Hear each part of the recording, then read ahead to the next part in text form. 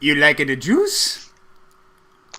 So, in this scenario, what is the juice a metaphor for? 'Cause normally, like, it's like, what's the juice? Or you like the juice? And it's like, the juice is the thing we just watched. Is that the juice? Or is it the horrifying election we just had that I'm going to talk about for 20 minutes? Yeah, no, nobody likes any juice that's being served. Because I didn't like either juice. I could have said I don't like the juice, and it would have counted for either of them.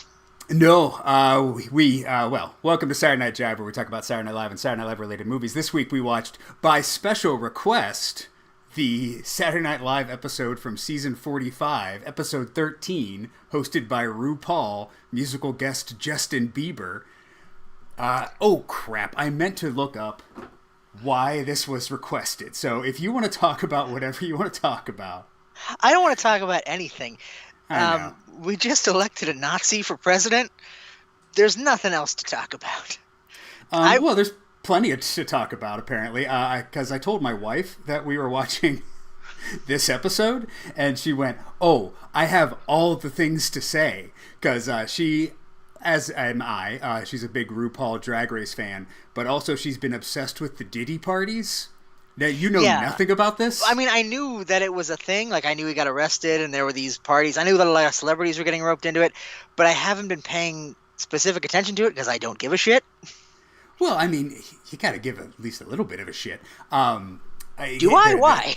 Well, I mean, it goes like, it's big, man. It's big. There's a lot of people wrapped up in this stuff, and they're like freak-off parties where they just like do the grossest things you can do to another human being. But the point is, the song Justin Bieber sings in this episode is apparently an allegory for those freak-offs. But my favorite part of the story is that apparently Diddy fucked Carl Winslow.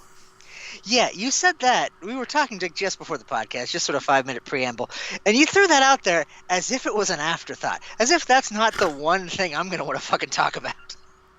Yeah, there was some rapper on a podcast who said he was at one of these Diddy parties, and he walked into a room, and he saw Carl Winslow from Family Matters just bent over, and Diddy behind him, like, ah! And then this poor man, Reginald VelJohnson, was on Dancing with the Stars. By the way, voted off way too soon. America, you have proven twice this year that you cannot be trusted with voting because Carl Winslow was voted off Dancing with the Stars. I didn't even think about how much this podcast is going to be surrounded with your fucking bullshit love of shitty reality shows that I fucking hate. But yeah, then so he's on Dancing with the Stars. And the poor man, this is how, now that we're on a visual medium, I can do this. This is as much dancing you get from Carl Winslow.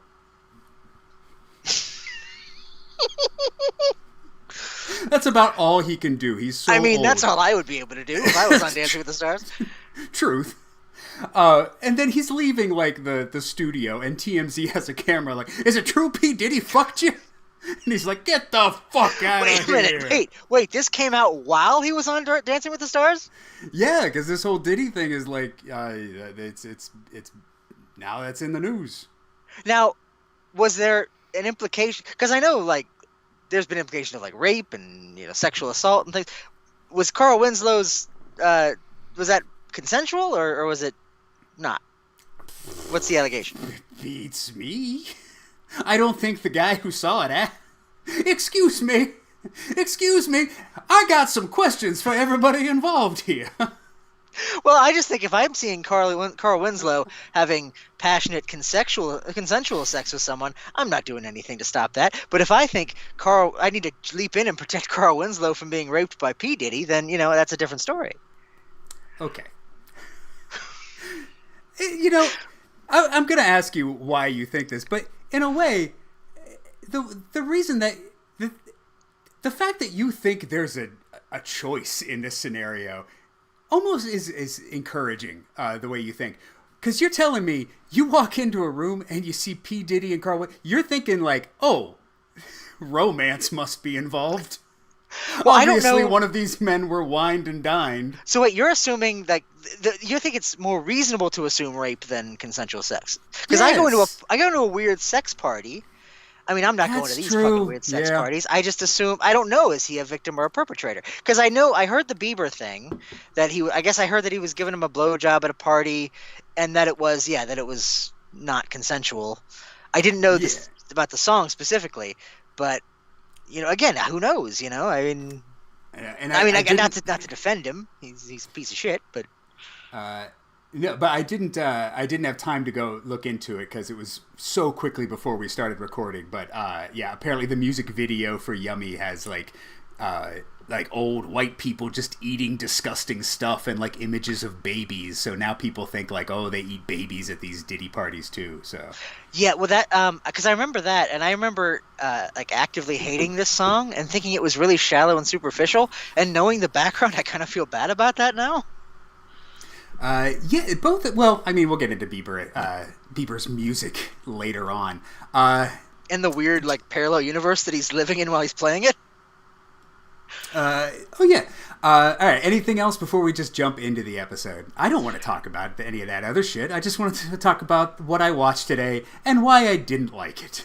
Well, because the thing is, like, we're gonna start with a thing that I genuinely did not watch for all the reasons that you don't want to talk about, because the cold open was about the 2020 fucking Democratic primary debate, and I didn't want to be reminded about the fact that Bernie Sanders wasn't the successful president for the last 4 years that then went on to beat Trump a couple days ago. None of that happened. That happened in the parallel universe. You go through the box that Justin Bieber played his song in for some reason, and then you step into another universe where Bernie Sanders has been president the whole time.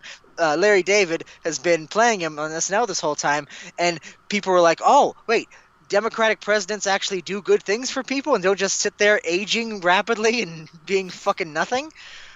That's the world I want to live in, but knowing this was here just reminded me that wasn't the case.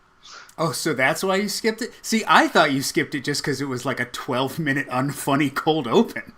You said, like, oh, it's probably like 20 minutes. Because I texted you and I was like, I'm skipping this fucking cold open. And you were like, oh, it's like 20 minutes, right? It's 9.5 fucking minutes. It's only that's 9.5? Not exaggeration. I looked it up. It's 9.5 fucking minutes. And that's unconscionable. Yeah. Every 4 years, just SNL cold opens suck. As opposed to all the other times when they fucking don't suck. Yeah, and it's not just because this one's dated. Like, I actually got a couple of good laughs out of this one, like, just from things that were said, like, jokes that were written. It's just, like, 9.5 minutes of every candidate. Hold on. Before we get in any further, I do want to read the email of why we're watching this episode.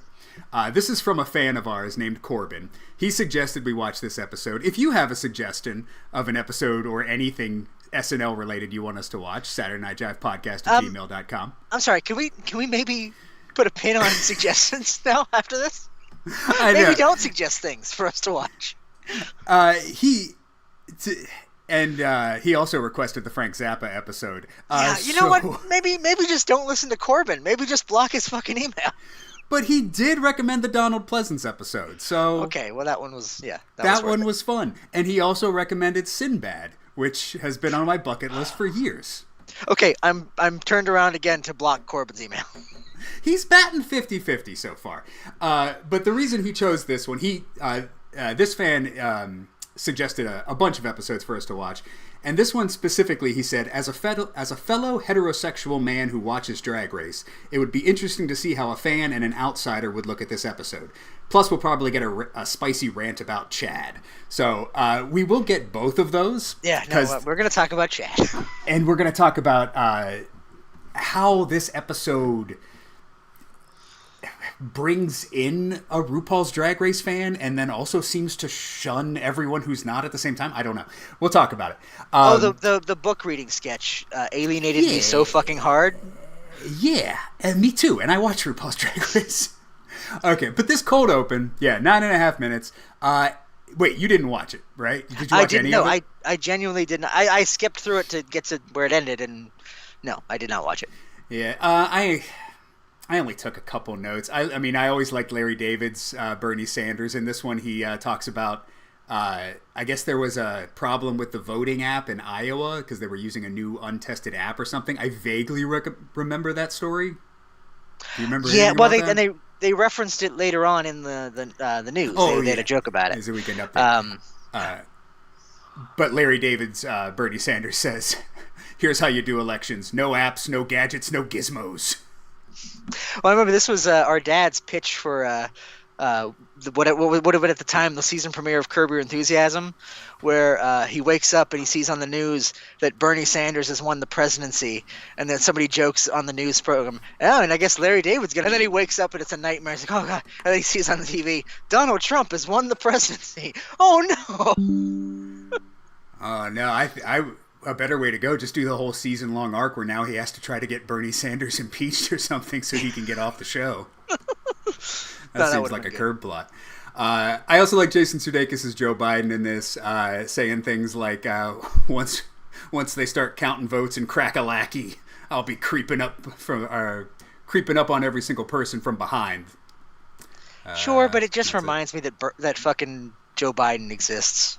Fuck. Did you? Okay, I know. This isn't a political podcast. We're not going to talk about politics. We're not going to kill the podcast by talking about politics. But did you fucking see the thing where when he was deciding whether to run again or not, they had polling that said Trump would win 400 electoral votes if he ran. That's the polling he saw, and he still said, "I'm going to run again." Worst president ever, fucking destroyed our democracy, fucking piece of shit. Yeah, I mean, I ain't gonna disagree with you. And that's before the genocide. That's before the fucking genocide that he's complicit in. Fuck Joe Biden so far up his old ass. That's all I'm gonna say. I'm done. In this cold open, I thought they could have moved the camera when they introduced all the people, too. I'll bring it back to SNL and their shoddy camera work here. Because the start of this cold open is every single person running for the Democratic president entering single file, and then the camera stays here as people just cross. I feel like that makes it funnier. I mean, I don't know because I didn't watch it, but I feel like that makes it funnier because of just how many of them there were. Yeah, but I don't think it was a conscious choice. No. And also, like, okay, I'll just talk about things I hate about modern day SNL. I hate that they cheer for every single person, even when it's fucking Pete Davidson and Kate McKinnon who are on the damn show. Like, I get it. You see Jason Sudeikis, he's not on the show. Hey! You see Rachel Dratch. Oh! You see Bowen Yang. Yeah, I came here expecting to see Bowen Yang. I don't need to fucking applaud or cheer. But he's playing, I don't even fucking remember who the guy he is. What? Andrew Yang. Andrew Yang. Okay, I vaguely remember that he's a person. I remember Andrew Yang. He wanted to give everybody $1,000. That was his big thing. Why didn't we all vote for him then? Which was also how I ran for student council president. Vote for me, I'll give you 50 cents. As opposed to Donald Trump, who ran on raising tariffs and destroying our economy. Sorry. All right. We're past it. Yeah. I was going to say anything else about this cold open, but then I remembered you didn't watch it. No, well, I do. I will say just generally, I don't know how you feel about this. I don't know if we've talked about it or not. I hate when they bring in guest people who aren't on the show to do political celebrity cameos. It was fun for a little bit, and then it got old so quick, and then like everybody started hating it, especially when like Robert De Niro was playing Robert Mueller, and it was just like the worst because Robert De Niro is also like a terrible live sketch performer, so every cold open was like dreadfully unfunny, and people were like, "This sucks," and then they just kept doing it, and they're still doing it. Yeah, I don't like this year with Andy Samberg. He's the perfect choice to play Kamala Harris's husband. The fact that they even have sketches with Kamala Harris's husband. Why? I cannot remember the last time a candidate's spouse was enough of a news story, and I don't. What was he a news story? What was relevant about Kamala Harris's husband? Nothing. He was just always there. This string of cold opens from this year, they brought back. I feel like they were like, okay, we bring him back Maya Rudolph to do Kamala Harris, and then they just have to commit to her every week. And they're like, okay, we'll bring Andy Samberg to be your husband. We'll do Jim Gaffigan as Tim Waltz, and then we'll bring in Dana Carvey as Joe Biden. And then it's just like, well, we have to do that every single week, even when, like, there's no point. Like, sometimes they would go, hey, Jim Gaffigan, or Tim Waltz, what are you doing? And he goes, oh, hey, guys, I'm here just to be, oh, bye. And then he just leaves. And I'm like, there was no, you're just, like, running through the motions at this point. I fucking hate every cold open of SNL. Can't fucking stand. Like, this is a show I genuinely enjoy watching sometimes. Sure, but every whatever. fucking episode I watch, I'm just met with, oh, I hate all of this. This is terrible shit. Yeah, no, I feel like, I mean, no, I know we've talked about this before. I hate this show. I don't understand why you like it. I don't believe any of your arguments when you make them about it. And I now that we are living in a post-democratic hellscape, I feel like my time is more precious. Like, I only have so many more days left before a man from the government comes to my door to take me to an internment camp, and I'm spending one of them talking about fucking RuPaul on Saturday Night Live. What are you fucking doing to me? Well, we're not even talking about RuPaul on Saturday Night Live yet. No, we're not. We're talking about a thing I didn't even fucking bother to watch. I don't know. I'm trying to think of, because, yeah, no, I have nothing more to say about it. Let's move to the monologue. RuPaul's monologue, where she sissies that walk, gags up the eleganza, death drops for the children, and slays the house down boots. See, because that's a direct quote from this monologue, and the premise of the joke, the reason that is supposed to be funny, is that I don't know what the fuck she's talking about. Like, Yeah, that's the joke, is that it's references to things that I, as someone who's never watched his show, I don't know how they identify. Her, I think. I don't know. But I've never watched fucking RuPaul's Drag Race, never will, don't give a shit. But if this joke, and by extension this monologue, kind of assumes that that's the case, that I don't, why the fuck is she hosting the show? Well, I have a couple things I like about this monologue and a couple things I don't like about this monologue. What I do like about this monologue is that if you are unfamiliar with RuPaul, this is just, there's no gimmicks to this. This is just, hey, here I am. I'm RuPaul, and this is what I do. I host Drag Race. If you're unfamiliar with Drag Race, here's a bunch of funny drag terms. We show a drag queen in the audience. We get a little laugh. And she's just basically welcoming you to the show. What I don't like about this monologue is that it's obviously scripted and written on cue cards, so it just looks like she's hosting an award show. Like, it's monologues, like, never seem off the cuff anymore. And I don't know why that is. I don't know. That's not necessarily a problem. I mean, well, maybe just because I hate the monologues generally. So I just don't, or at least either I don't care or I hate them. So, like, I'm not really thinking of ways they can be better. I don't know. I feel like when I say I love SNL, I haven't loved SNL since probably we started doing this podcast. Like, season 39 was the last time I was like, SNL's great. And then maybe season 42, like, during the 2016 election, I was like, whoa, SNL's great. And then it got real bad. No, I haven't really loved SNL for the past, like, 10 years. I love SNL from, like, season 6 to season 24. That's the middle chunk of SNL that I love.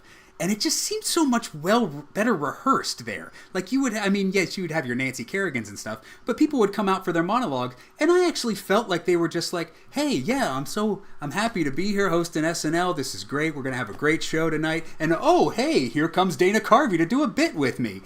Now it's just like everybody's looking straight. I think they just write the monologue and tell everyone, don't worry about it. Just read the cue cards. Just go out there and just look at the cards. That's it. And it just comes off as like, hi, I'm so great to be you. You can tell it seems fake. It doesn't seem real. Well, it's a TV show, George. It's not real. but like, it seems even faker than fake.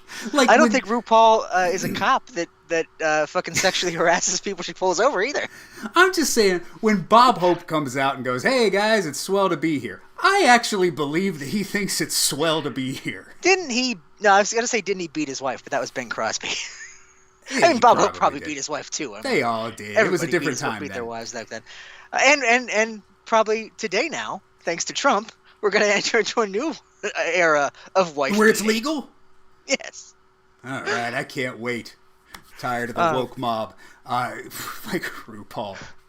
I was just gonna say, I'm a big Power Rangers fan. That's a show that's been on for 30 years. I don't make you get on a podcast every week and watch that shit and talk about it.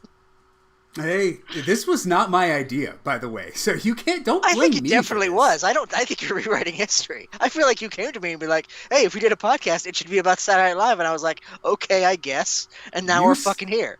You suggested podcast. I suggested Saturday Night Live. That's why we're here. But why we're here right now is for RuPaul. I didn't suggest this. But for the record, there's no way I would ever suggest we watch this episode for the podcast. I watched this episode live and remembered hating it. And I hate it for the reason why I hate SNL just in the past 10 years. Is it just fucking bores the shit out of me. And it's not interesting to me anymore. There's no fucking danger. It starts with this monologue. I'm reading off the cue cards. It is so nice to be here. I'm so happy to be here. I don't believe you. It's fake. This is all mirage. Like, there was a danger. There was a live element. There was some rawness to it back when I was watching SNL. There's no rawness to this. But the lack of danger, specifically in this episode, which is about, it's a drag queen, famous drag queen, and there's a lot of trans issues being discussed. Like the one drag term I know is serving cunt. If they'd said that, if they'd be like, yeah, I'm serving cunt tonight, that I would be like, okay, I'm impressed with that. But no, I don't fucking any of this shit. Well, and then I think part of me thinks serving cunt should be the name of the episode. Part of me wonders, like, if maybe the point was to just have it, like, so safe and, like, family friendly, just to show that image. Yeah, okay. Because, like, I'm also thinking, like, we're in Trump's America. We're also, like, 3 weeks before COVID during this episode of RuPaul, and you got a drag queen hosting SNL. Like, you could have done a lot of shit in this episode, but they just didn't. Yeah, but maybe if they'd been a little bolder and maybe a little more confrontational in your face, that would have put the trans issue to bed, and he wouldn't have gotten elected again in 2024. They wouldn't have been able to run all those ads about fucking, trans men in sports. Maybe if they'd run them, and then people were like, yeah, but I remember that one episode with RuPaul of Saturday Night Live, and she changed was really my just views. Like, she really convinced me that trans people were fucking, human beings. RuPaul's Drag Race, another show. RuPaul's Drag Race. RuPaul's Drag Race is another show that, much like SNL, had a peak and then had a decline. I mean, I still enjoy it, but like, there's parts it's gotten too, I don't know, just too safe, too ordinary. It's almost like it's become mainstream, the norm. Yeah, and I didn't like. When I first got into RuPaul's Drag Race, I was like, fuck yeah, I can't believe there's fucking shows on TV. Like, what, guys talking about tucking their dicks in between their legs? This is a fucking show on TV? And I got into it during the fucking heyday. Season 5, Alaska, Detox, Roxy Andrews, my queen, Alyssa Edwards, Jinx Monsoon, Coco Montrese. Oh, I know Jinx Monsoon. She was on Doctor Who. Jinx Monsoon won season 5 in a hotly contested battle where I didn't know where I fell either. I was like, maybe Jinx Monsoon didn't earn it. Jinx Monsoon came back for All Stars, demolished her competition. Jinx Monsoon is one of the best. But like now, okay, for any Drag Race fans listening out there, I just watched RuPaul's Drag Race. I think it's called All Stars versus the World. Right now I'm watching UK, where I'm really rooting for Lavoie. I mean, okay, here's the thing. Kieran Thrax is all around. There's not been a competition. I was going to go take a shit real quick for about 20 minutes. I just want to keep... Goodbye, everybody. No. But Lavoie represents drag elegance, is what I'm saying. Like, the history of drag you can see in Lavoie. But the last one, Drag Race versus the World, Alyssa Edwards won, which was a just decision.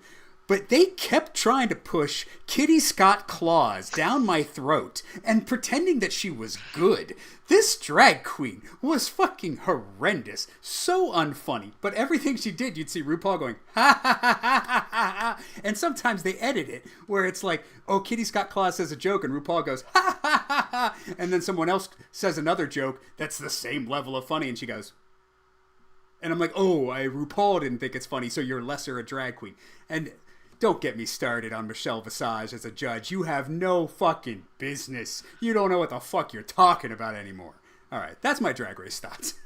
So at the tail end of the Disney era of Power Rangers, they thought they were going to get canceled, so they did RPM, which was a really great season. And then they got saved from cancellation. Saban bought it back, and it no. Is there? Maybe we could watch the Bryan Cranston episode, and then you could go on a Power Rangers rant. I'm trying to think if there's. Well, we watched the Power Rangers you knew movie. that Bryan Cranston. You were probably referencing the movie, not the fact that he was a voice actor on the first few seasons of the show. I knew, and wasn't one of the Power Rangers. I know some Power Rangers lore. I've been on a podcast with you for 10 fucking years. Well, I mean, the season where they're all in drag is obviously my favorite. That would actually be kind of awesome, like a drag Sentai show, where like they're dudes, but when they become superheroes, they're like femme. Okay.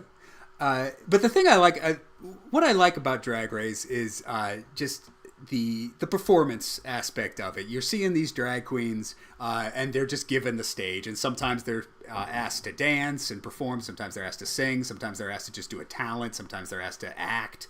But they just perform, and then you just, like, as a performer myself, I see that, and sometimes I'm like, fucking slay. Fucking slay. Slay, my queen. Can the title of this episode just be Aggrieved Sigh? All right. Anything else about the monologue? Well, I think you're right about it being, too safe and mainstream. Like when I would go to the early Diddy parties, they were really just out there all the time. And then now, like towards the end, right before we got arrested, it just felt safe, and right? It just didn't really seem like the same energy as before. When I started having to sign waivers, I'm like, get the fuck out of here. Like the whole point about this is that we don't talk about it. It's like bungee jumping, feeling unsafe is part of the thrill. Yeah, I'm not signing an NDA. Of course, I'm not going to tell anyone that I saw Carl Winslow getting plowed by P. Diddy. That's a secret that dies with me. When I locked eyes with Cody from Step by Step, fucking just getting plowed by a dude, it was a magical moment. Which one was Cody? Was he the tall, goofy one? He's the only character I remember from that show. Yes, he was the guy that lived in their garage. He eventually went on to, I believe, shoot somebody, I think. I think he went to prison. Oh, my goodness. The actor, not the character. Can we just make it a rule that if you're ever on TV, don't do anything bad? Well, we can't because then nobody would be on TV. That's true, I guess. That's the... All right. Yeah, nothing else about this monologue. I liked also RuPaul's message about whatever you're wearing, that's your drag, Like, whatever you put on when you get out of the shower is your drag. Because it's kind of true, we're just all fucking naked animals here, but then if you put on a shirt that says, like, don't fuck with me, you're in drag, man. Like, because you want people to look at that shirt. Because I think... For me, and again, I'm an outsider to this, but for me, drag it's a way to transform into an ideal self, and it's a sort of fantasy. And when I get dressed up in the morning, I'm not dressing up as my ideal self. I'm hiding inside a shell of please don't talk to me or look at me, right. As you can see by my appearance. I don't think that's drag. I think that's the opposite of drag. Drag is sort of like an affirmation of, here's me, I'm out and proud, I'm serving cunt. And I'm never serving cunt. Well, but that's intentional. You go out and you intentionally look like someone that nobody wants to have any communication with. And that's who you're embodying. And that's why I voted for Trump, because I wanted all of my friends and family to disown me. Have you been watching that, by the way, online? There's I disengage. Okay, But there's this series of videos of MAGA people crying and complaining because all I did was vote for a Nazi, and now my family won't invite me to Thanksgiving. It's watching these videos is the only way I get hard anymore. It's just amazing. One of my friends from high school, who I was friends with in high school and hadn't had any contact with since, I saw him post on Facebook, and I know he's a big Trumper now, but he posted like, "Does this mean the bitches on The View are gonna quit now, or are they gonna wait until January 20th?" And I wanted to comment like, "Oh cunt, you watch The View?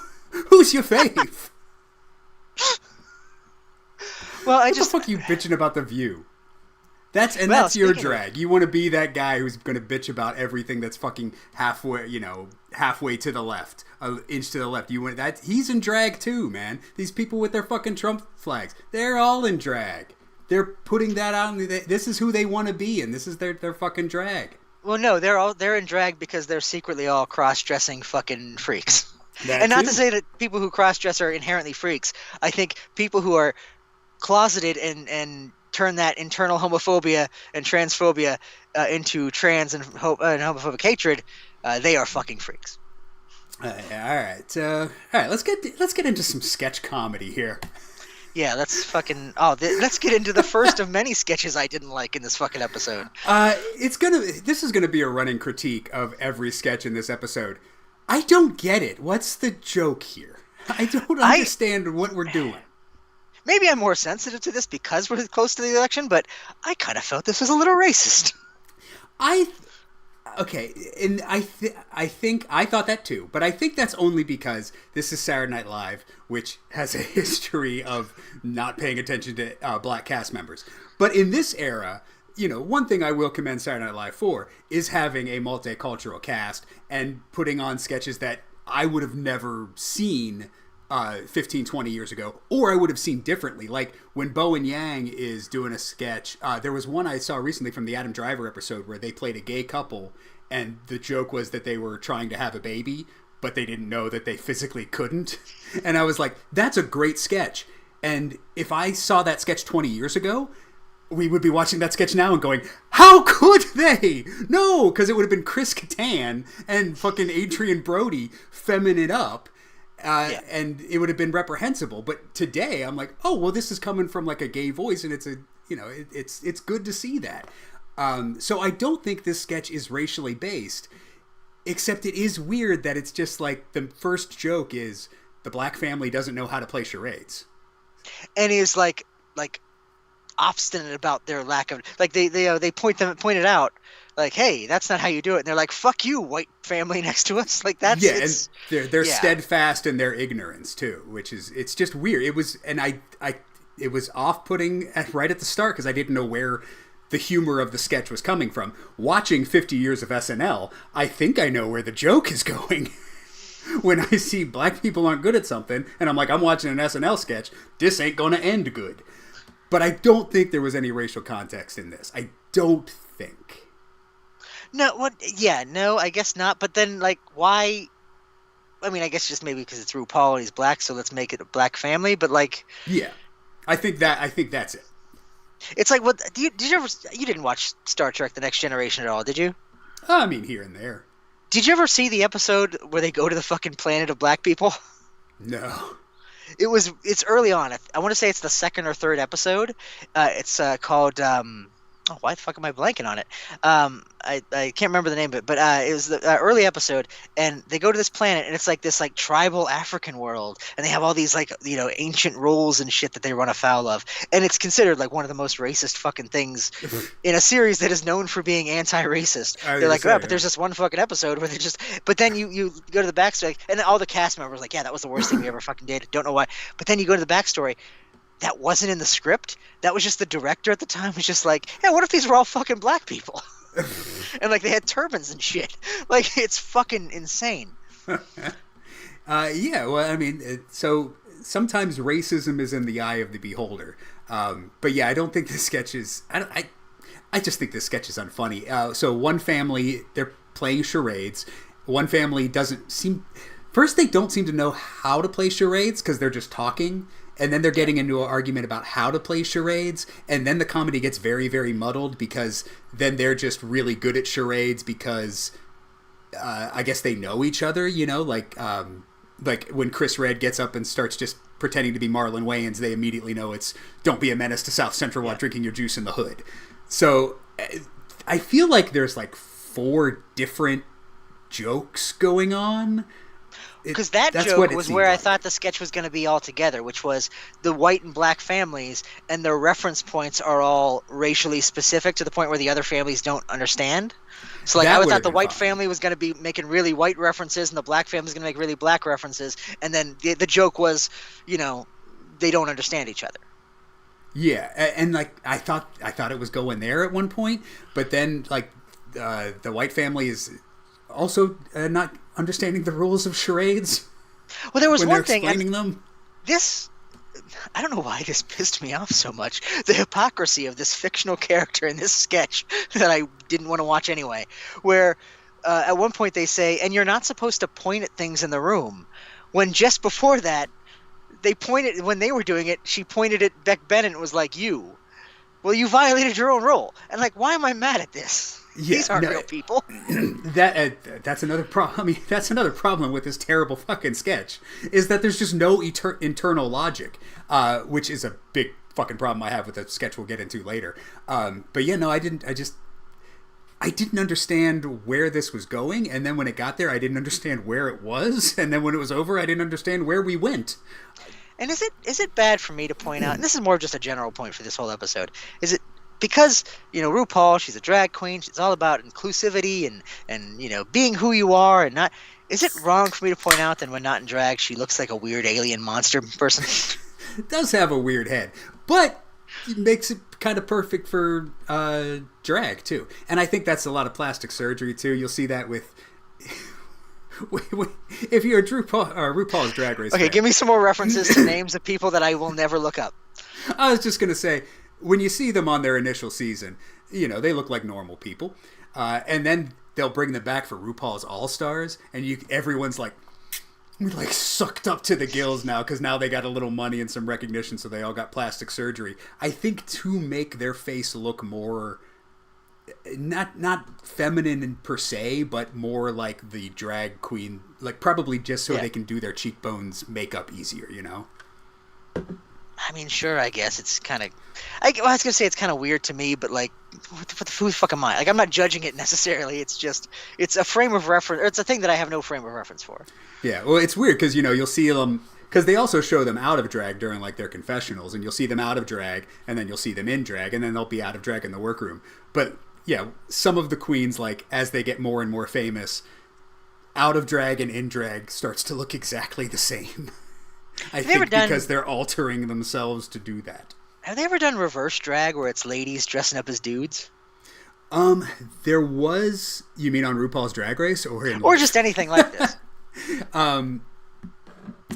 There was a... I think it was RuPaul's Canada. They had a female drag queen who would be a drag king, I think. And then they've had some transsexual drag queens. So yeah, the line is all blurred. Wait, is that a I know. I was gonna say, is that a thing? Yes, it is. But I mean, is that like a taboo, like a drag queen that's actually trans rather than just a guy? It's weird. It's so weird to see how the right gets so pissed off about woke culture, and just to plot that with like the evolution of RuPaul's Drag Race, which you would think would be like the safest place in the world, right? But like if you watch it used to be like the first transsexual Drag Race contestant. It was kind of like, oh, like are we allowed to do it? Like, wait a minute, are we allowed? And now it's just become, you know, kind of norm. There's usually like one per season. What's the rule, by the way? Because isn't there a thing, like, I know, like, your porn name, it's like the street you grew up and your first pet or something. Is there a thing for drag names? There is. I think it's your pet and your street name. I think that is. Oh, I thought that was your porn name. That might be. Maybe your porn it's both. Name. But I don't know, because I was trying to. Maybe it's like the name of your third grade teacher or something. I think. pet name and third grade teacher. Oh, because I was thinking I've heard street that. and pet name would be Max Beechwood, which sounds like a good porn name, I feel like. That's a good porn name.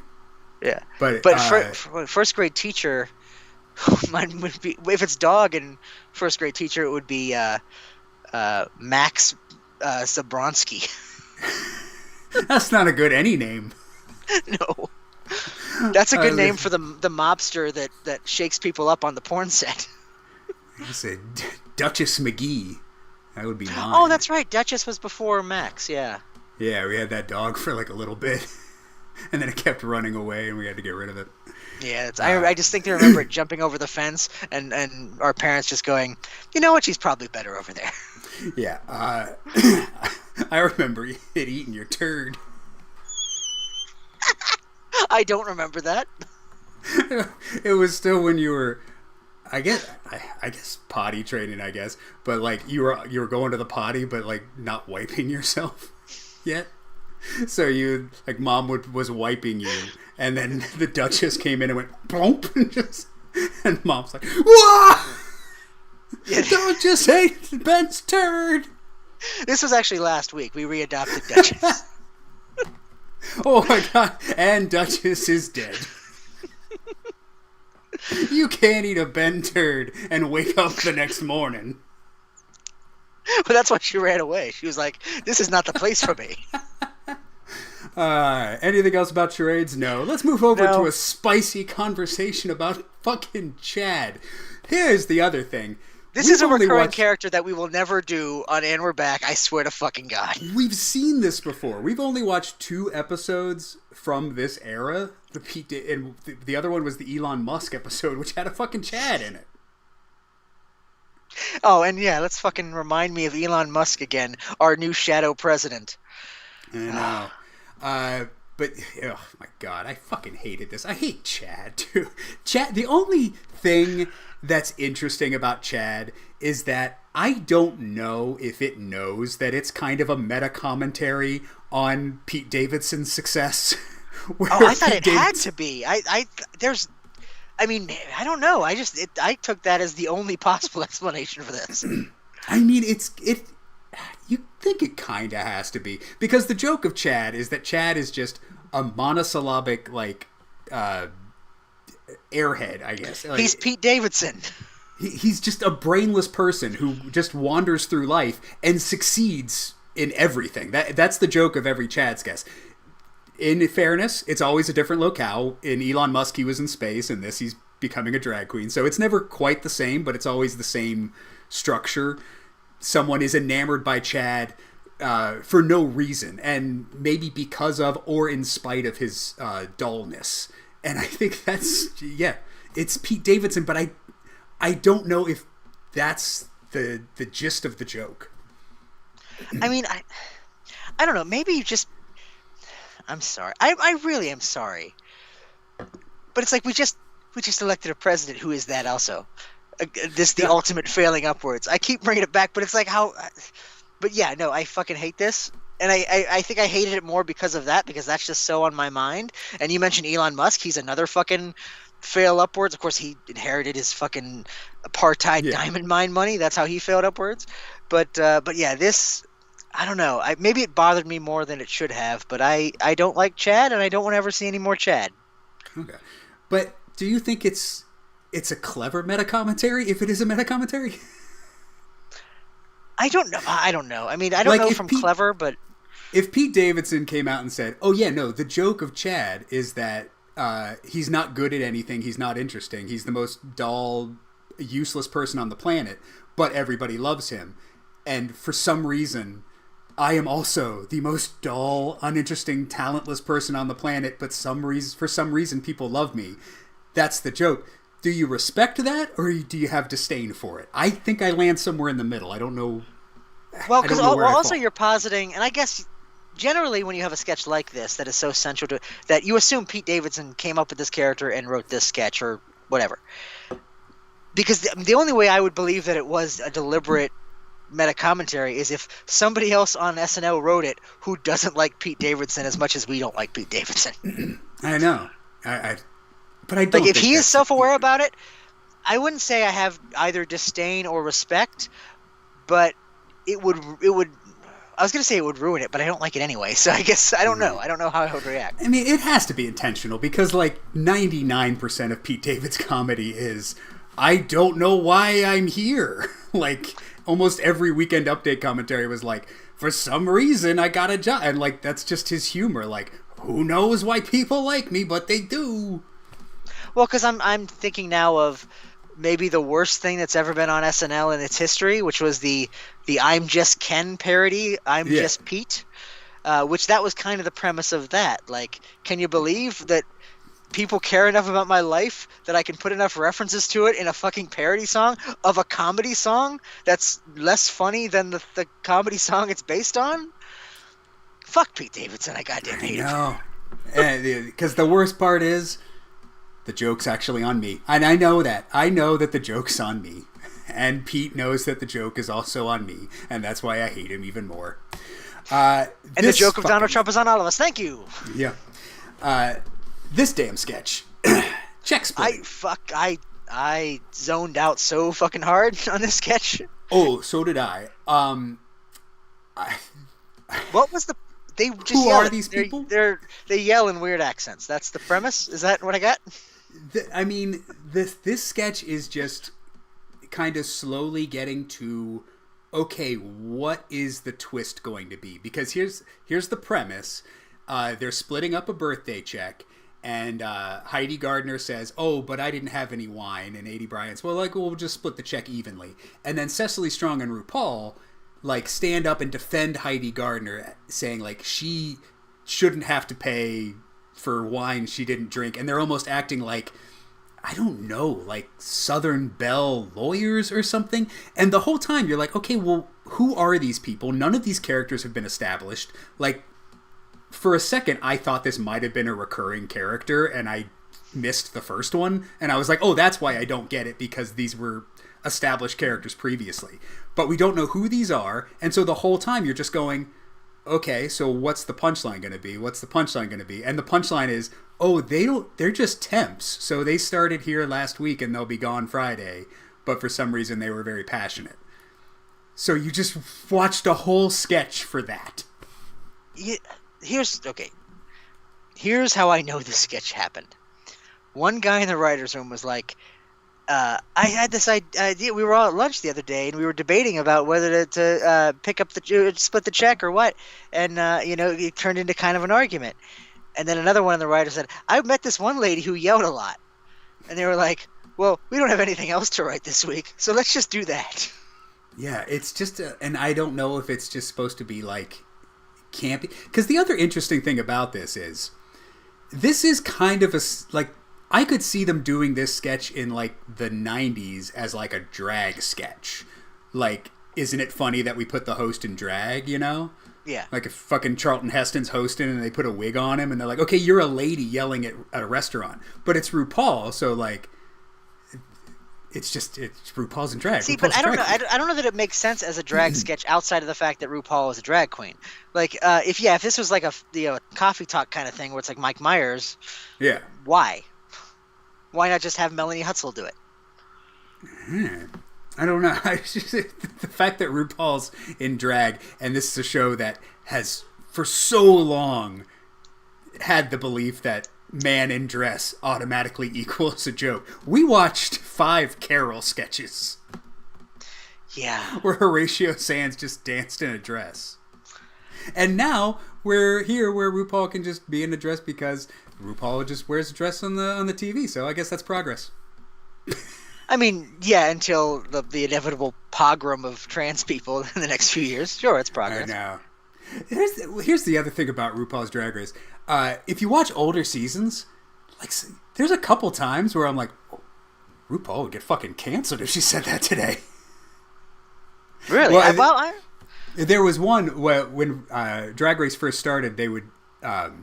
when RuPaul would introduce that week's category or competition, it would say, "You got she-mail?" And then they had to get rid of that because people were like, "Don't say that." I guess, yeah. I guess we don't use the term she-mail anymore. I wonder, do they even still use it in porn? I know that used to be a category in porn. I Do you don't think know. porn has gotten more progressive? Do you think? Where would I don't know. get that information? What? Why are you asking me? I you don't know. asking me? I know you love Or were you- female porn. Expounding hypothetical. All right. Anything about fucking? I hated this check. I don't have anything else to say about this. Yeah, they're just yelling and screaming, and it's one of those sketches where two people are being crazy and everyone else is going, huh? And ugh, gross. But I did like Boop It. This was my favorite sketch in that. Right, really the Highlight only of one I the outright liked. Without any complaint. I don't think I give enough credit to Beck Bennett as one of my favorite SNL cast members. He was really like a fucking saving grace of this era of SNL. Oh, and this is perfect Beck Bennett. This is peak Beck Bennett.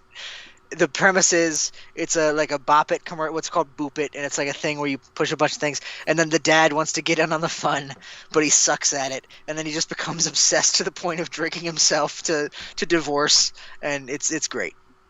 Well, I think there is a turn at the end where you find out he's a single dad, and he hasn't even fed his children because he's been so obsessed with winning the Boop It game. Oh, see, I read that as at the beginning he's a married, passage of and time? then, yes, it's the passage of time, and now he's divorced because of Boop It.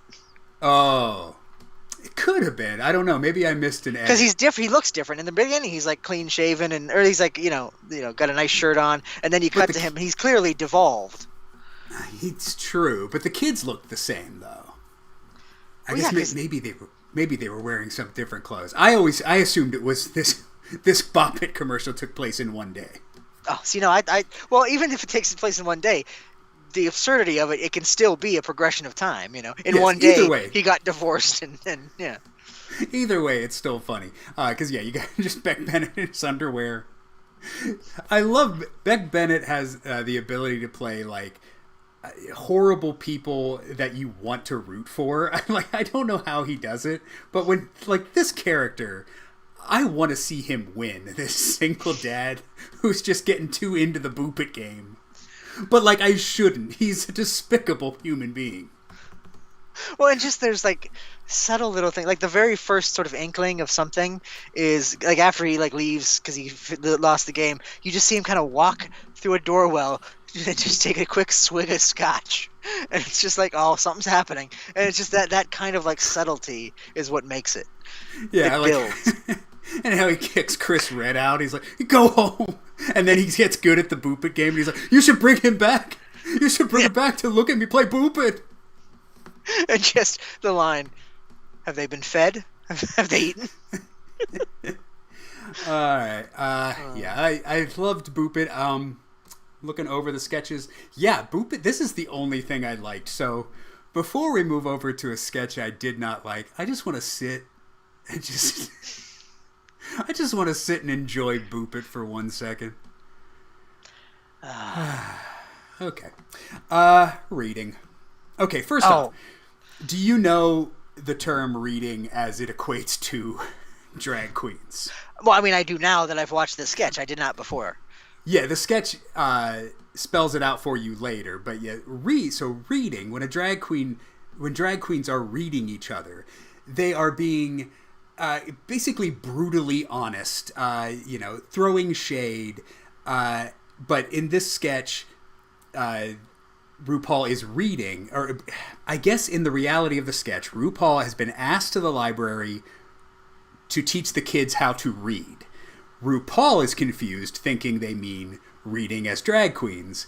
And so RuPaul starts reading the books, and she's like reading the cover of Madeline, going like, "You ain't in Paris, bitch," shit like that. Is that well, you say that that the she logic of the mistook sketch? that. Well, yes, except the beginning of the sketch sets it up that RuPaul engineered this. It wasn't that she was invited and misunderstood. I think it's like she set this all up. So like I took it to mean she does know the distinction between reading and reading, and she was just like, no, I just want to like say Madeline's a cunt or something in front of little kids. Okay, so this was a divine machination on RuPaul's part. Which makes it, I think, less funny. I think it makes more sense as a joke if she misinterpreted what reading. Like they invited her and said, "Can you do a reading?" And that's what she thought it was. Like that would make it funnier. I feel like but I don't think you ever get the sense that she didn't know the difference. Well, because I don't know, because there's a point in the thing where they have to explain it to the audience. Much too late, by the way. Like if you weren't in on the joke initially of, oh, she's reading books, then you've missed all of that. And then when they explain it halfway through the sketch, what are you supposed to do? Go, oh, you laugh retroactively. I guess I have to rewind to catch all the fucking jokes. No, you've just been like, oh, fuck you, sketch. Like, thanks for letting me in after you've told the joke. Because then the Mikey Day and A.D. Bryant are like, wait, what are you doing? And she's like, oh, I'm reading, like in the drag queen sense. And they're like, oh, but we meant reading like, you're in a fucking library. Which, the two problems there, one, anytime you have to do that, anytime, like, halfway through your sketch, you have to explain a core element of it because it's just esoteric and, niche, maybe just don't do the sketch. That's just terrible sketch writing. I mean, I would say do the sketch, but if you need to do something like that, or at least feel the need to do it, you need to do it right away. Like, you need to have a fucking theme song for this sketch, where it's like, it's RuPaul, she went to the library, but she doesn't know that they mean reading books instead of reading books. Reading drag queen style is like this.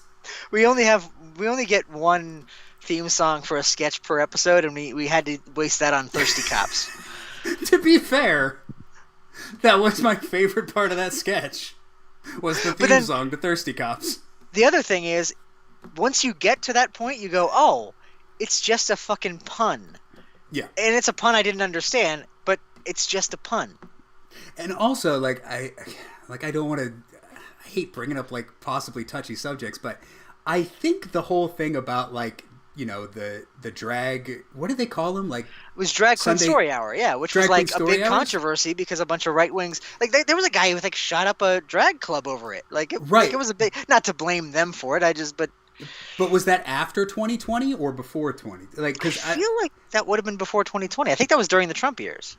That's what I'm thinking, too, because also I'm just thinking, okay, well, this is a sketch where RuPaul is reading to children and basically doing what conservatives would think RuPaul would do, reading to children.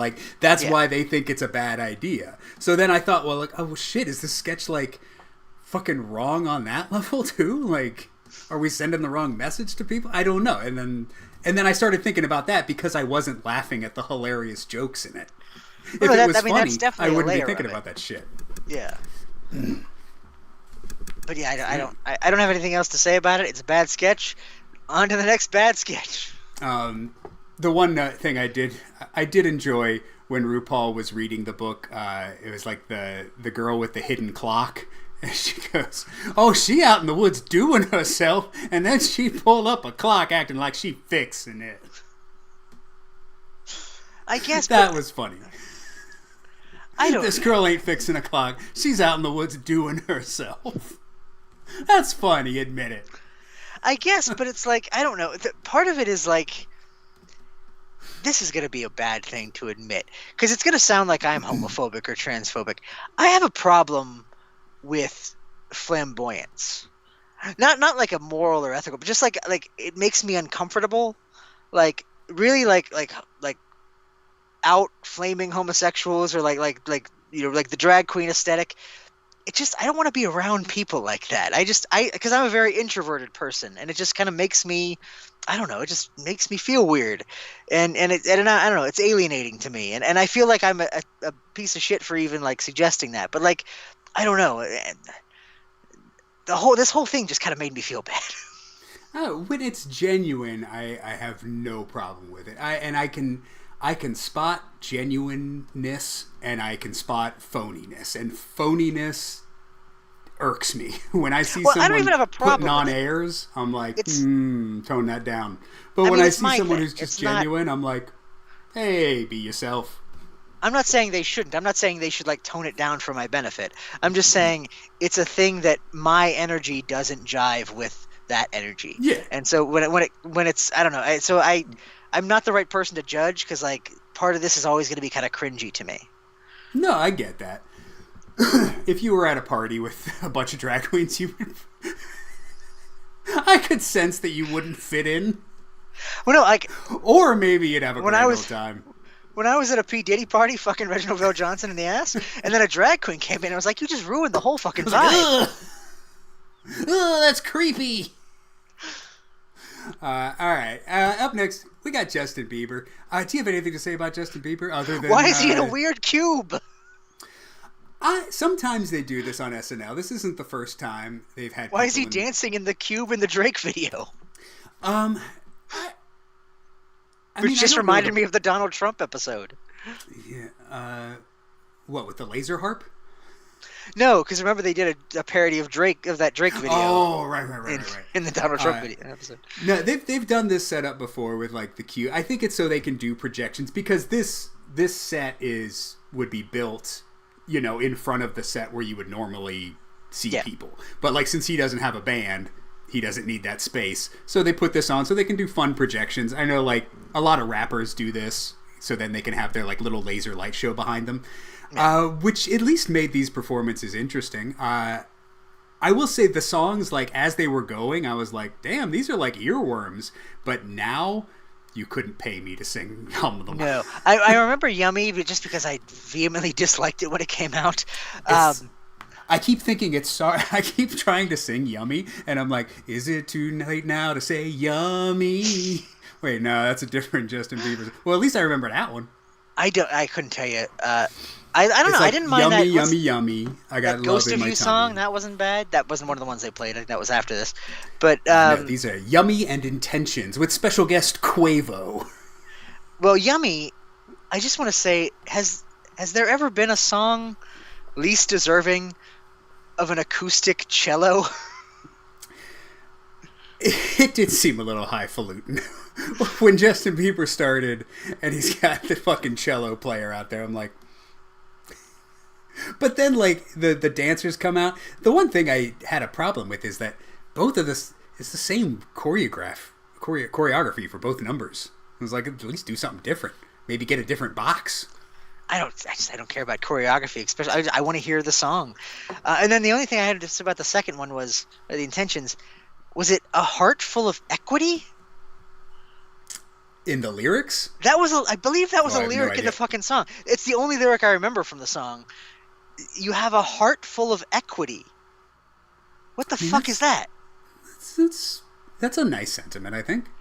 But I mean, I guess in the abstract, but it's not very poetic. No, but what did it rhyme with? I don't remember. Antiquity. He had to do something. Yeah, nothing else about Bieber. No. Except I feel bad for him now. I'm sorry he got raped. I shouldn't have laughed when I said that because I don't find it funny at all.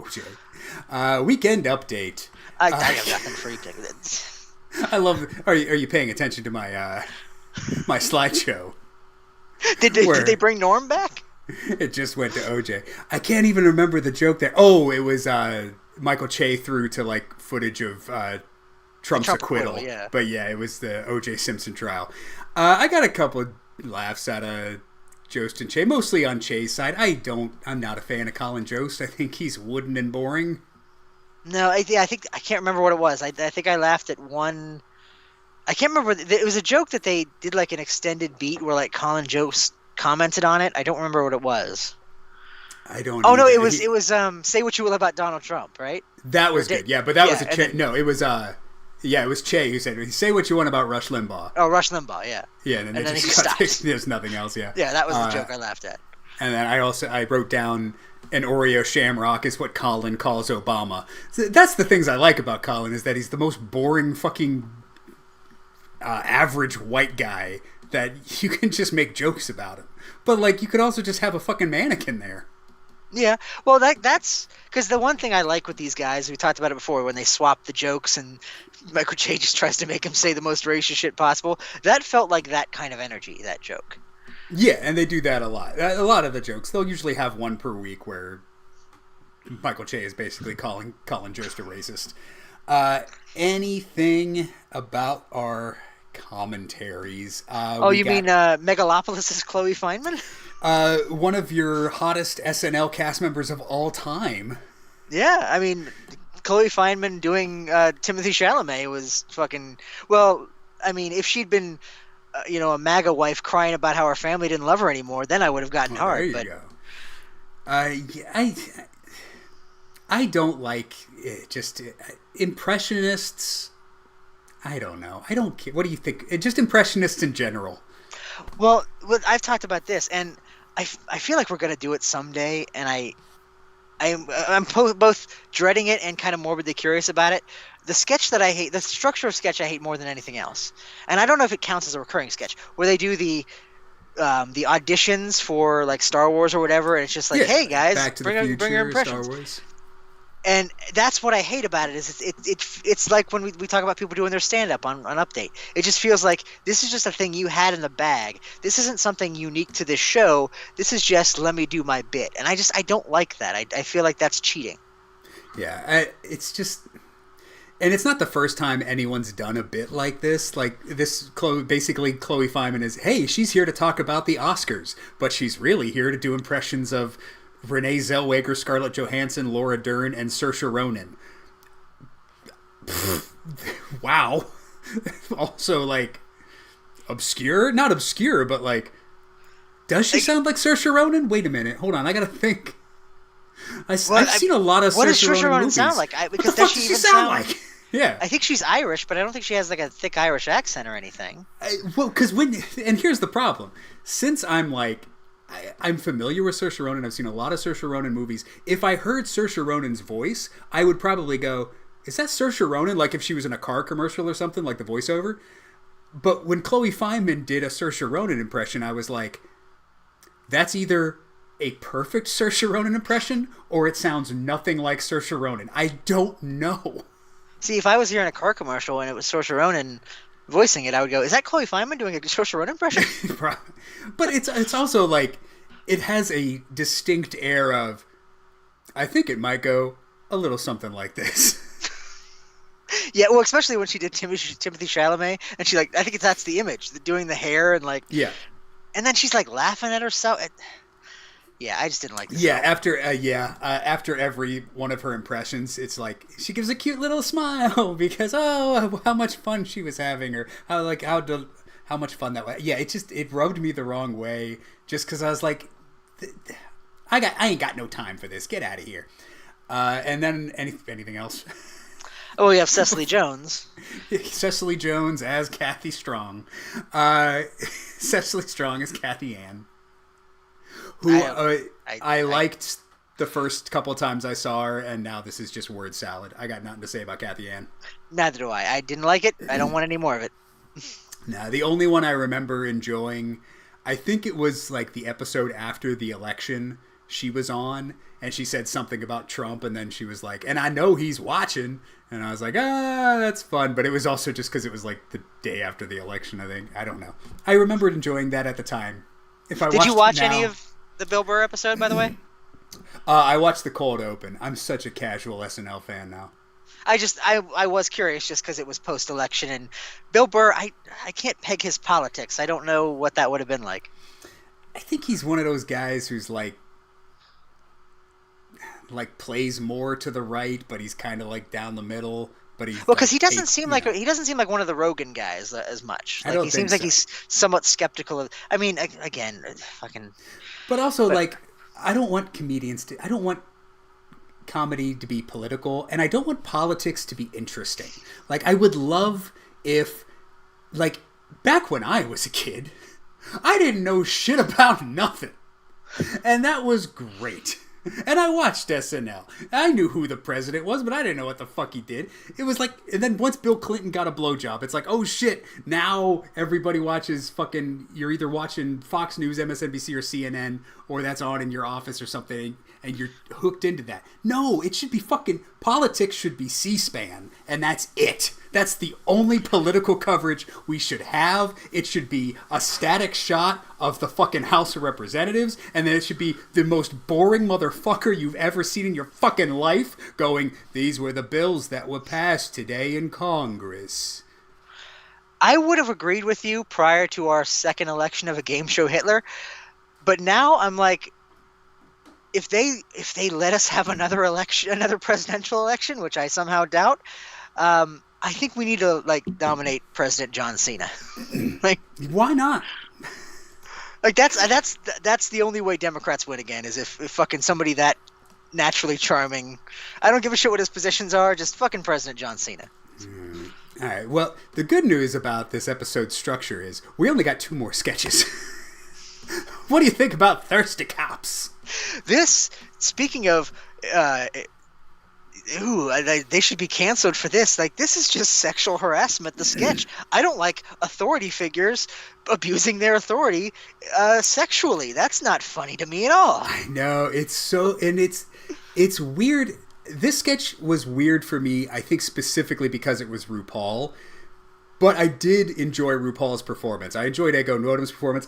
This was my favorite non-Boop It sketch of the night, was Thirsty Cops. See, to me, the RuPaul of it ruined... Not that she was bad in it, necessarily, but I think this would have worked... You mentioned Robert De Niro. Like, if Robert De Niro was hosting and he was the Thirsty Cop... And he was the Thirsty Cop? That would fucking work for me. Like, make it somebody that's so, like, straight-laced and, like, you know, not this person. I mean, I enjoyed RuPaul's performance in this. I like, well, because this is also a recurring bit. This is only 2 of 2 times they've done Thirsty Cops. But the first time it was Ego and Leslie Jones. But now Leslie Jones isn't on the show, so RuPaul is now playing a gay Thirsty Cop, which was just a different... So we got some different iterations of the same bit we got before. It's a little progress. twist on... Yeah, it's a little twist on the recurring. I love this sketch. Tells you exactly what it is right at the beginning. That's what I want. Fucking theme song. It's here's a joke to establish our premise. Here's the theme song to spell out our premise for you, and then here's our sketch. And then I can just laugh at jokes, and I enjoyed that. What I hated about this sketch was Pete fucking Davidson. What I hated is at the end, Pete Davidson's like, yeah, I'm into it too. Like, and not that I think this would have worked better. Would have worked better is if it wasn't a thing, because it's a whole sketch about sexual abuse. But like, if at the end he'd be like, isn't this illegal? Shouldn't I file a report against you fucking people? Like, that's what I wanted the end of the sketch to be. It's a very weird, like, I don't even know how to describe it. Like, I don't know what the term for it would be, but like, you're watching this. Yeah, well, you're watching this sketch, and I think because it's RuPaul, for me at least, I don't remember thinking this way when it was Leslie Jones and Ego Nwodum. Maybe I did, but I think while I was watching this sketch, I was like, oh, wait, are we allowed to laugh at this? Like, is this something that we're allowed to make jokes about? And then I'm like, wait, but this is RuPaul. Like, isn't RuPaul like the symbol of the woke police? Like, wouldn't people who are ultra woke be offended by jokes about this has got to trigger someone, right? It triggered me when they had that little still image in the fucking theme of the guy bent over the car. I was like, she's gonna fucking Reginald Vell Johnson his ass. Yes, they're basically they're implying that these cops, they didn't have their way with Pete Davidson, but they've had their way with many a man. Yeah. But because it's a man, it's okay. No, it's not. I don't think there's wiggle room there. There's not really. There's not any wiggle room. But that's... If I do have a problem with, like... I don't want to call it woke comedy, but, like, sensitivity in comedy to these things. If you can't do this with 2 men... If this was 2 male cops pulling over Chloe Fineman... Sketch doesn't work. Can't do this sketch, no way. But when you do it with Ego Nwodum and RuPaul doing it to Pete Davidson, it's like, oh, we're allowed to laugh at it. If we can't laugh at it both ways, I don't think we're allowed to laugh at it. Or then you have to admit that we can laugh at it both ways. No, I think that's kind of an arbitrary thing because I've always hated this idea of like you get this a lot, and you get a lot with like right wingers where they're like, "What about the double standard? What if men did this?" Blah, blah, blah. It's like no, because men and women are different, and then the response to that is, "Well, but that's not what liberals say. They say they say they deserve equal rights, but they're still like circumstantially different." You know, So I don't necessarily have that problem Apologies. with it. Hello? Is somebody calling Hello? you? Hello? 4824. What the fuck is happening right now? I guess I'll just keep talking about cop sexual assault then, because George just left the fucking chat. Actually, I have nothing else to say about cop sexual assault. It's wrong. It's bad. We're probably going to see a lot more police abuse under Trump. Probably not. I mean, well, yeah, probably sexual assault too, but more just, the beating to death of innocent black people. Yeah, I don't know. I got nothing for this. I didn't intend for this to be a soliloquy. Now somebody's coming in to interrupt me. Wait a second. I had to wave off an interruption. See, because that's what you do when you're podcasting. You don't just leave the room. You don't just walk out to communicate something. I don't know if this is going to be cut. I don't know if we can cut this. We're going to be streaming this live, aren't we? I feel like I'm obligated to do this. I feel like people are still going to be watching this while George's little square is empty. What the fuck was that about? DoorDash couldn't get through the gate. And then I gave them the gate code, and then they said they were in, which leads me to believe that the gate was open the whole time. They were just at the wrong gate. Okay. Anything else about Thirsty Cops? No, I had to vamp for like fucking 5 minutes while you were ordering your DoorDash. Hopefully, when this is on a podcast form, I can cut that out. But for YouTube, hey, that's strictly for the YouTube audience, me arguing with a DoorDash driver. All right, last sketch of the night. Maybe my least favorite. This had one joke I legitimately enjoyed. I can't remember the specifics of it now, but it was when RuPaul was describing her job. It was like, by day I'm something, by night I'm something, and by morning I'm asleep. I can't remember exactly, but whatever it was, it made me laugh in the time. Yes, I enjoyed just the characterization of RuPaul. Not the performance as well, but also just the character RuPaul was playing. He was an unemployed shoe critic and also an unpaid Broadway usher who yells at women to pee faster. That was all good. But right away, when I see two people sitting on a couch, get up. No. 10 to 1? You're giving me two people sitting on a couch? No. SNL. You used to know how to fucking do this. Give me the commercial right after the monologue. So after RuPaul says we'll be right back, you play Boop It. Then you can do this sketch first. Because the lead-off sketch is where I expect to see something kind of shitty. But get me in the flow. And then I'll be like, hey, well, RuPaul was fun in that. And I'll forget all about this sketch by the end of the night. The show has to have momentum. This show has no momentum. This show had Boop It. And I was like, that's good. No, the 10 to 1 sketch has to be, I invented a robot that rapes people. Yes, the 10 to 1 to be fair, there's not a really great 10 to 1 sketch in this episode. No. Boop It's probably the closest to that energy. Yeah. I mean, maybe Thirsty Cops. I don't know. This was giving me like Coffee Talk vibes. It was like, what if we did Coffee Talk, but like took out all the jokes that you didn't even really laugh at in Coffee Talk? Oh my God, yeah, it's just Aidy and Kate on the couch, and they're two old ladies who live in a hotel in New York, and I guess it's rent controlled, and they talk about old New York, and then I think Kate just knows this is dying, so she's like, what if I bug my eyes out real big and just flop around on this couch, which is a problem I've had with a lot of Kate McKinnon sketches on SNL, is just like, I don't know if it's like a nervous thing or like something she just naturally does, but like when she's crawling over the fucking furniture, I'm like, if you need to go that far to get me to smile, don't bother. And it didn't make me smile. It didn't do anything for me. It looks desperate, and I don't like it at all. No. Yeah, and that's all I got to say about this. So, Boop It, best sketch of the night, you think? Only decent sketch of the night, possibly? Only thing I enjoyed was Boop It.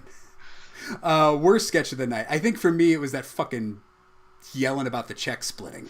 That's the least funny.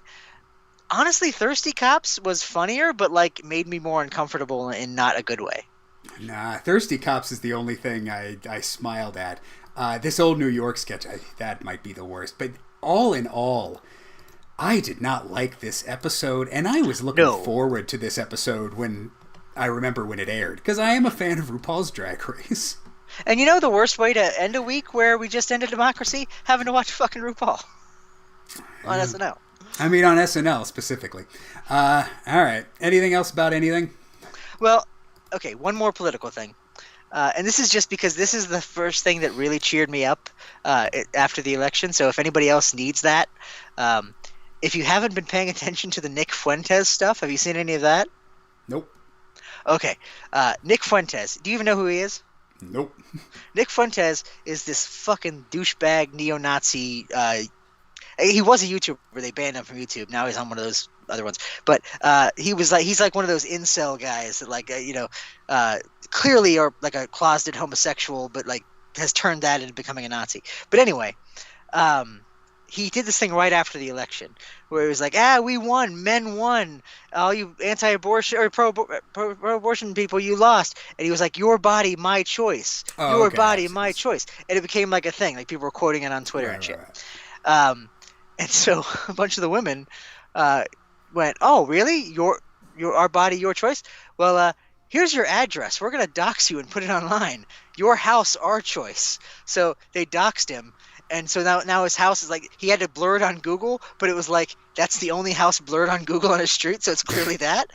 And he had to, he stopped doing his show, and he's hiding in his house, and they keep walking by his house, and then this lady walked up and knocked on his door, and he just burst out and pepper sprayed her and, took her phone and smashed it. He's, frightened as shit, and it's just this is what we need to do to all of them.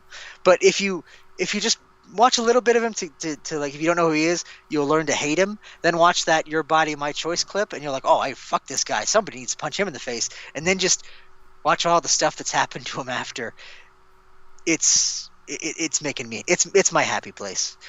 Nick Fuentes hiding in his he now has to move to his mom's house, which then they doxed her house. It's my happy place. I don't. I got. If anyone's curious, I got opinions. I just don't like talking about it. Well, no, it's just because I'm in a weird place right now where because the idea is you want to say doxing is bad, but his whole thing was he wanted to make women feel unsafe, and then they made him feel unsafe. That's fairness. And then I'm thinking maybe we should just do that to all of them. All these fucking people just, oh really? You have that noxious opinion and you voted for Trump? Well, here's your address online. Somebody go to his fucking door. Yeah, I mean, the worst is always the people who are exactly gloating because of, it's Evil One. You should know that that's wrong, right? Well, he does, but he's evil. That's the point. But I'm sick of the high ground of yeah, they'll do that shit, but we should be. No, fuck it. I dox them all. Fucking burn their houses down. Burn their houses to the ground. And you know what, because you know what they did the first time. You know what they're going to do the second time. Joe Byron got 2 more months. You need to be the most left-wing... you need to be the monster that they are saying the fucking left is. Do it all in 2 fucking months. Mandatory... I don't care... even the shit you don't want. Mandatory trans reassignment at birth. No, you know what? As soon as that baby's born, we cut off whatever the fuck is between its legs. We put something else on there. Put 2 dicks, okay. But whatever we got in the drawer, it's random too. We're just pulling out shit and we're sticking it on your dick, where your dick used to be before we sniped it off. You got a turkey dick now. Now you got a dick on your face and a turkey on your dick. Call you old turkey dick. I was watching a thing just today about something they can do. Apparently, there are some inconsistencies with Elon Musk's immigration to the point where they think Biden has the authority to deport him. Apparently, when he came over originally, he didn't up his visa, and I guess never did, or I guess they just fucking ignored it. But they say that he has a credible claim to just revoke his citizenship. All right. Do that shit right now. Oh yeah, fucking Nope, that's it. All of it. All of it. I'm frozen now, I think. I hope you can still hear me. Yeah, I just opened up Google Chrome to share the wheel. Oh, that's why. They don't need to see the wheel. They need to see my beautiful face. They should see the wheel. Spin the wheel. Now, if you have a suggestion for something you want on the wheel, you can email us at Keep it to yourself, because we just watched RuPaul. You know what? Truth. Fucking truth. If you have an idea for something on this wheel, shut your fucking mouth. We're about to watch Mr. Magoo, motherfuckers. But we did get an email today where a guy suggested a couple SNL episodes. One being the George Wendt Elvis Costello episode. Oh, well, there you go. I mentioned that on the podcast. That's probably why I said it. Which I think you suggested. All right, so let's spin this wheel. So that was a fan request. So unless this is another request from Corbin, we will be watching. Well, no, it's got to be a you request, because remember, mine was before this, so we haven't had one of you for a while. Well, there you go. Oh, fuck! Fuck! I've been putting this off for so long! Dude, I was like 5 minutes away from calling a suicide hotline after Tuesday, and now you're going to make me watch the fucking Brave Little Toaster Goes to Mars? You fucking monster. How do you not think The Brave Little Toaster Goes to Mars is not going to reaffirm your stance on life? Enjoying the beauty of living and breathing. God damn the fact that we get to see a brave little toaster go to Mars. Piece of shit. You were a piece of shit. Okay, so here's the thing. We're going to watch The Brave Little Toaster Goes to Mars next week. Now, you might think that's a stupid idea, but Brian Doyle Murray's in it. Oh, so that justifies it. So it's not. So shut your fucking mouth. God, I hate you. I hate this podcast. I hate the country we live in. I've been saying this. It's kind of, I like the randomness of how we pick our episodes. It's controlled randomness because we put this shit on the wheel, so I know what's on there. But the wheel, it doesn't decide our fate. It just shows us where fate is leading us. I think the wheel wanted us to watch Canadian Bacon before the election. It wanted us to watch RuPaul after the election, and now it wants to take us to space where we'll be safe. Well, Canadian Bacon previewed our upcoming national civil war. RuPaul previewed the pogrom against trans people. So is this going to be like the machines are going to take over in a week? I think so. Now, to sum up our feelings of The Brave Little Toaster, which we watched because John Lovitz is in that, I loved talking about that movie. Did you like watching the movie? I didn't hate watching it. I enjoyed watching it because there's parts of The Brave Little Toaster that are so just out there bizarre where you're like, this is children's movie? Well, and this is the third one, right? Because there's also a second one that we've also not watched. I think there's To the Rescue, but I didn't put that on the list. I just want to see how that little toaster gets his ass to Mars. It's also going to be like 84 minutes, so you'll be fine. It'll be less time than you devoted to watching RuPaul host SNL. Think of it that way. While you're watching The Brave Little Toaster Goes to Mars, go, ooh, well, at least I'll get that 20 minutes back that I lost watching RuPaul. I'm just thinking, like, we're doing this remotely again. We were doing it together for a while, and then it's cold, and we're experimenting with this YouTube thing. Do you think I can get away with just not watching it and pretending like you just say, oh, yeah, I love that scene with Brian Dormore showed up? You probably could. Oh, when they went to Mars, wasn't that great? Yeah. You can see how far that gets you. All right. Well, next week we're going to see how The Brave Little Toaster Goes to Mars. This week, I would not recommend RuPaul Justin Bieber episode of SNL at all. I would not recommend Diddy parties or living in America for the next 4 years. Or I say the next 4 years as if we're still living under the rubric of like we'll have 4 years, then an election, then another 4 years. If you're living in the end of our democracy where they're not going to let us have other elections again for the next forever, maybe don't. Yeah, no, I'm looking on the bright side. At least I will never have to vote again. Yeah. All right, Unless they nominate President John Cena.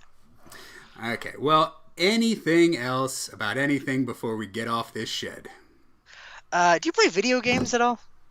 Just MLB The Show. No.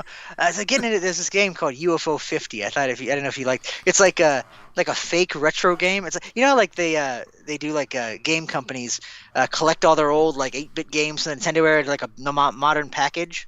Yeah. It's like that, but they didn't exist. They're all fake old games that they made for a new thing.